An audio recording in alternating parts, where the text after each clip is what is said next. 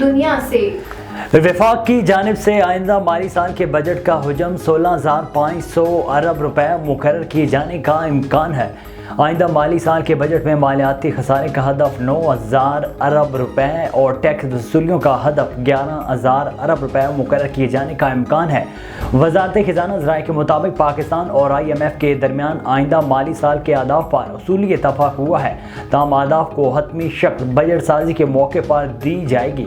ذرائع کے مطابق نگران وزیر خزانہ ڈاکٹر شمشاد اختر بیرون ملک دورے سے واپسی پر اگلے ہفتے IMF ٹیم کے ساتھ اجلاس کریں گے، جس میں IMF ٹیکنیکل ٹیم کی سفارشات کا جائزہ لیا جائے گا۔ عالمی مالیاتی ادارے کے ایگزیکٹو بورڈ نے 14 دسمبر تک کا شیڈول جاری کر دیا۔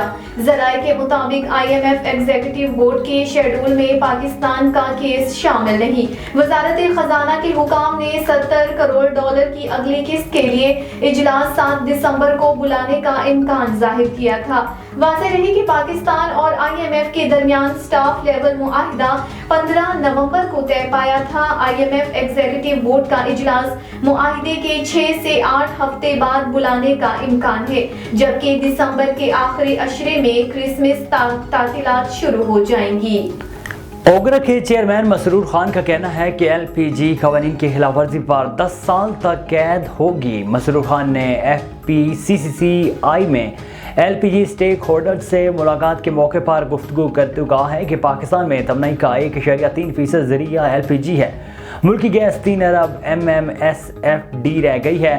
ملک میں 28 لاکھ سلنڈرز کی ضرورت ہے۔ انہوں نے کہا ہے کہ LPG سلنڈرز کا معیار چیک کرنے کے لیے لیبارٹری لگائیں گے۔